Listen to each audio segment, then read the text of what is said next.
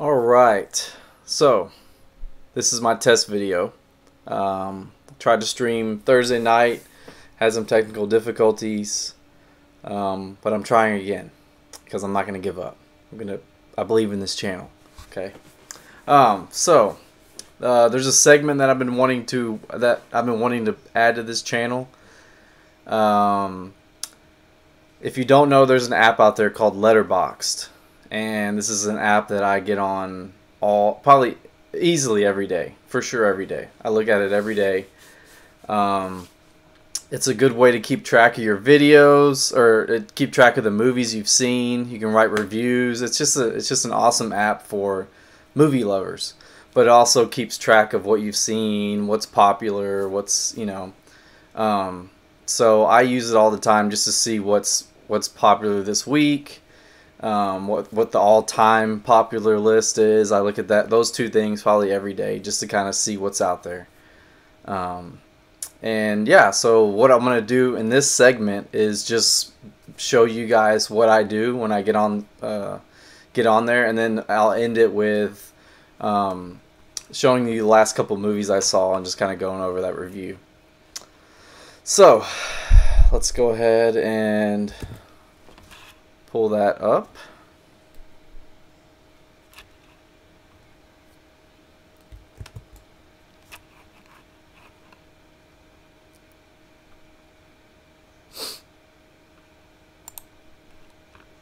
There we go. So yeah, basically it takes you to this page first. Shows you what your friends have been watching, what's popular with friends, reviews. So you can go on here and see like what reviews people have been. Wow, this guy gave Black Klansman a 1. That's interesting. Velvet Buzzsaw, interested in that. That's the Netflix movie. Jake Gyllenhaal and the director that did Nightcrawler, which is a really good movie. If you haven't seen it, check it out. Polar, which I just saw I finished it last night. Roma is on there, up for Best Picture. So let's go to popular friends, and that's gonna pull this up, and then what I do is I change it to this week.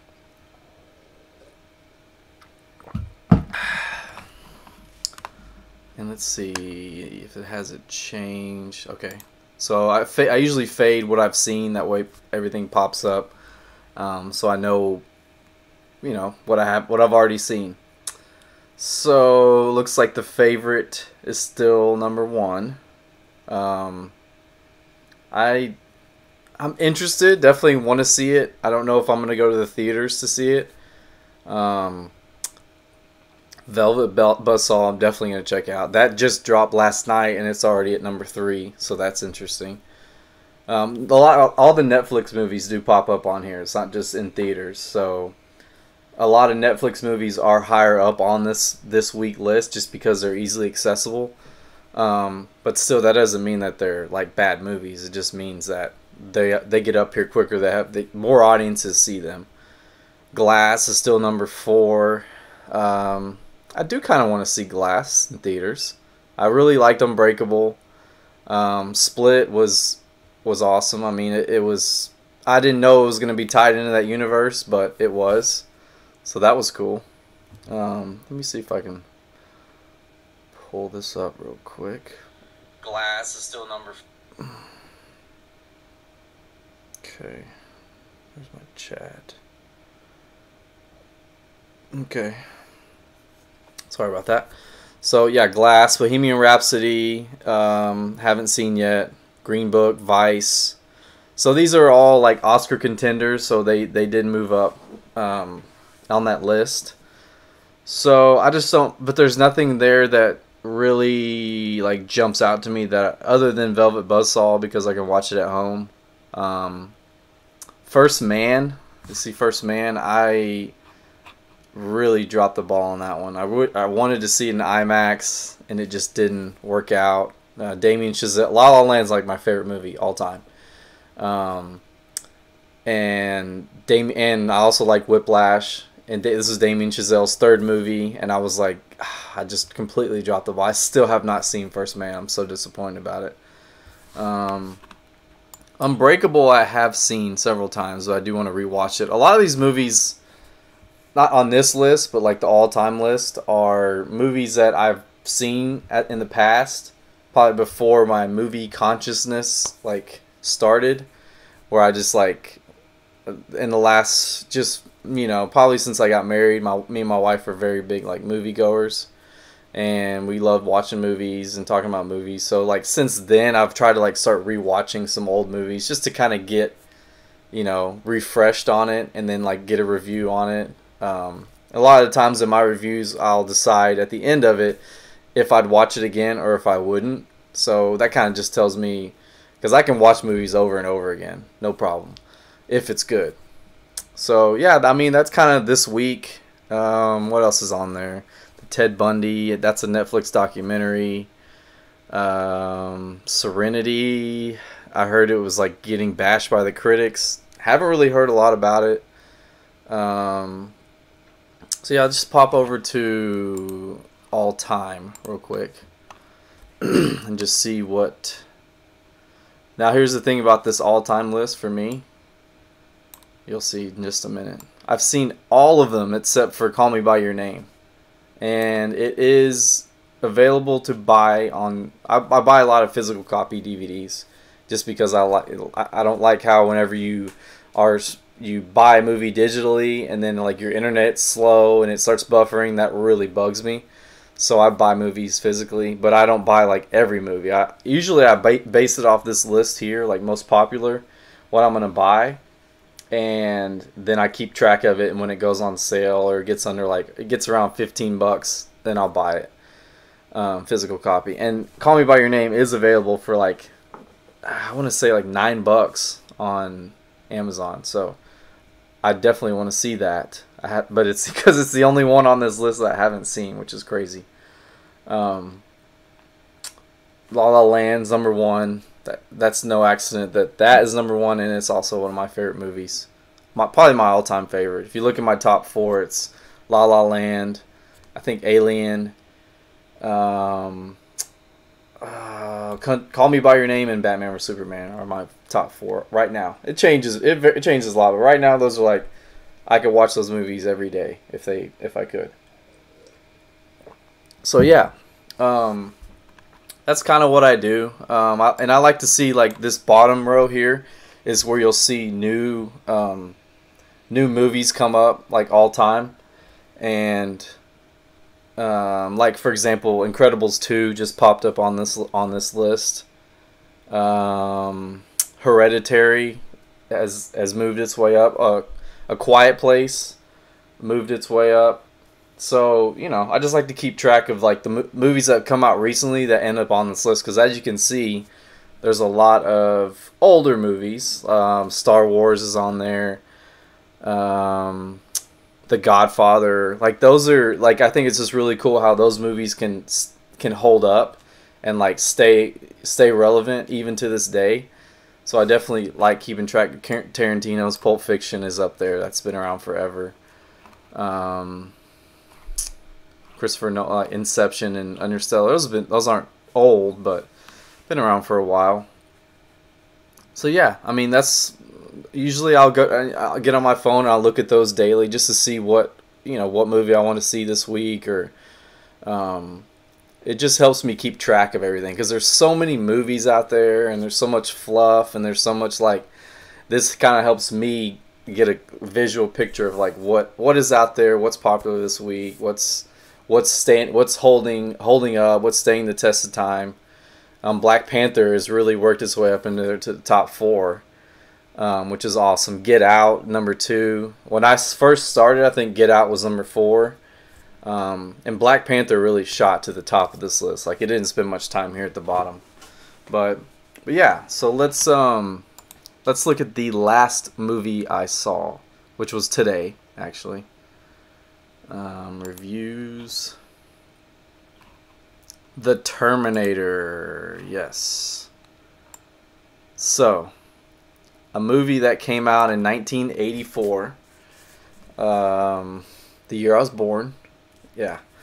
And um, obviously, being born in '84, like I didn't see this movie as a kid, but I did see Terminator 2, which was like one of those movies that I watched like every day in the summer. Like I'd get up, put that movie on, watch it. Like I loved it. I loved Terminator 2. But I didn't like, just because of where I grew up, I didn't really know much about Terminator, the first one. But seeing this movie, it's on Netflix, by the way. It is awesome.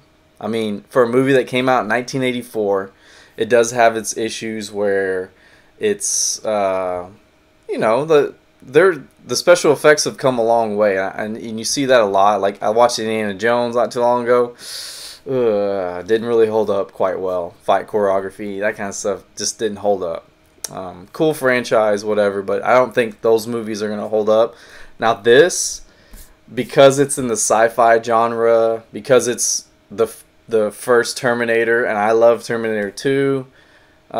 You've got time travel. You've got Arnold in his prime. I mean, there's a lot going on for me to like this movie, and I think it holds up. Like definitely, like I said, there's some scenes where you see Arnold and he's got the eye, and it just looks a little cheesy, but it definitely, like, those are the only holes in that movie, I think. And what I think is so awesome about this movie is how James Cameron sets up Terminator 2. There's just so much to parallel into that movie that I really didn't realize. See, when I saw Terminator 2, I thought, okay, this is like new, this is fresh, this is like, but actually that was set up by Terminator 1 because of just all the parallels. And I don't want to spoil too much if you haven't seen it, but it's been out since '84. You should probably have seen it by now.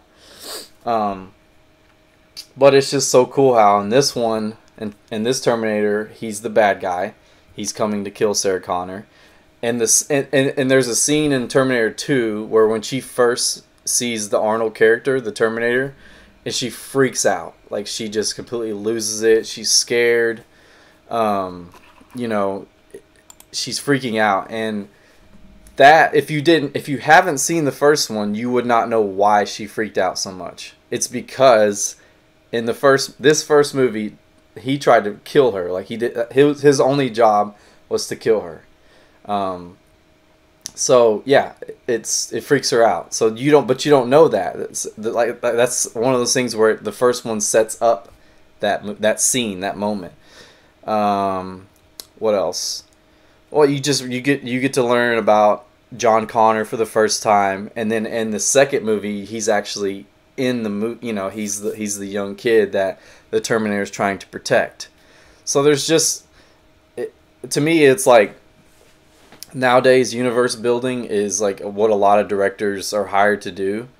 You've got the MCU, you've got the DCEU. Those are comic book movies, but like the Alien franchise, there's a lot of franchises that like are still building the universe now. So when you see a movie that came out in 1984 do it so well, like have some, like, okay, for example, at the end, whenever she cuts the Terminator's arm off, and then like you see that in the second movie where they took that arm and, like, they created more technology based off technology that was from the future, if that makes sense. So there's just a lot of, it's just really cool to see those Easter eggs from the first movie. And I think Terminator 2 came out in 91, if I'm not mistaken. So that's about seven years before it came out, which is, a long time. But, where you have Marvel movies that come out 2 or 3 a year. And so that's another thing I loved about it. But I give it a solid 4. I mean, it was just, these are the kind of movies I love. You've got time travel, like I said. You've got Arnold. You've got action. You've got like, first of all, the Terminator was scary as hell. Like, he was a killing machine, and like they could not stop him. And there was some moments in there. Oh, there's also a Bill Paxton cameo, which was kind of crazy. He's in the beginning. He's just like a thug, or he's just like a punk kid, I guess. I think his official role was punk number 1 or something like that. And he just yells at the Terminator, and then Terminator just kills him instantly. So that was kind of cool to see. I think, you know, James Cameron, I believe he did Aliens too. So, you know, Bill Paxton was a big part of that. So, but yeah, rest in peace, Bill Paxton. You know, but if you have time and you're a fan of these, okay. Here's another thing: Terminator, the director that did the first Deadpool. I can't think of his name right now, but he's doing a Terminator movie right now. Like, he's in production. I don't think they filmed it yet. They've casted everybody, but like, his plan was to go off of Terminator 2. Because there's been other movies that have come out. There's been a show that has come out after Terminator 2. Yeah, they weren't so good. They just, I don't know, they just didn't have that thing. And Arnold, I think, was in all of them. But this is another way for you to get in on this franchise. Watch Terminator 1, watch Terminator 2, and then go see this one that, oh, I wish I knew his name right now. I'm sure I could look it up. I'm sure it's down here somewhere, if you guys can bear with me. Let's see. I could go to Deadpool. Wish I had my chat up.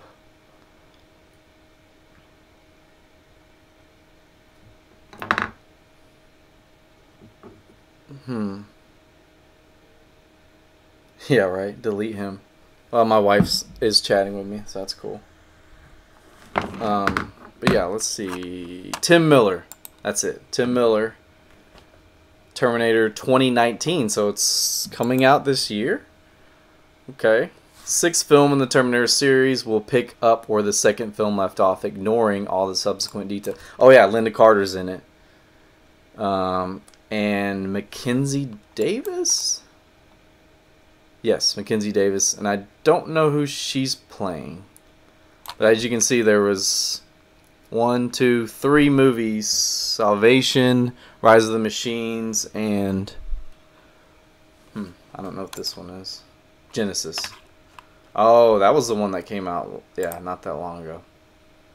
So yeah, again, this was a test video, but this is a segment that I'm going to be doing on my channel where I just check in, tell you guys the last movie I watched, kind of discuss what's popular, and go over that all-time list and kind of see and show you guys what changes have been coming up on that list. So yeah, this is a channel that, you know, is dedicated to people that just love movies. Like, I know it says comic book movies on my channel. I need to change that, but like, I love movies first. Comic book movies are really popular right now, but like, that's not the only genre that I love. I mean, if it's a good movie, I don't care if it's horror or whatever it is, I'm gonna watch it.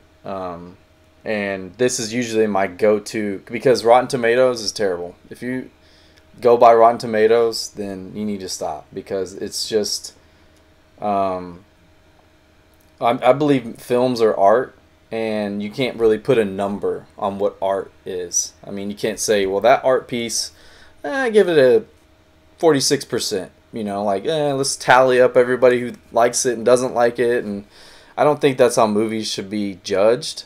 So I don't think you should look at a score of a movie and go, oh, I don't want to see it, or I do want to see it. Like, there's just so much work that goes into these movies. There's so much that go into it for you to just write it off with just a number. You know, so that's my little rant on Rotten Tomatoes. So that got me to search for something else, and I found Letterboxd, and I love Letterboxd because of that reason. They don't score things, and it's really just a community of people giving their opinion, which is fine. Like, people are gonna, like the guy that gave Black Klansman a 1. I mean, I don't think it was that bad, but, you know, that's your opinion. That's not gonna make me not go. I already saw it, you know, before then, but I haven't looked at Rotten Tomatoes, you know, on purpose for anything in a long time. So I'd encourage you to do that if you're a lover of films, or if you're just a casual watcher, then Rotten Tomatoes, I guess, is good. If you're only going to go to the movies 5-6 times a year, you know, maybe. But I see a lot of movies. So yeah, thank you guys for checking me out on my channel. I hope you can join me again. I am going to do another video. This is my test video to see how my upload speed worked. But my next video will be up in just a little bit, and it's going to be just about catching up with the comic book world of movies. So again, thank you guys. Follow me on Twitter and Letterboxd, QuietLion84, and talk to you guys later. Hit me up.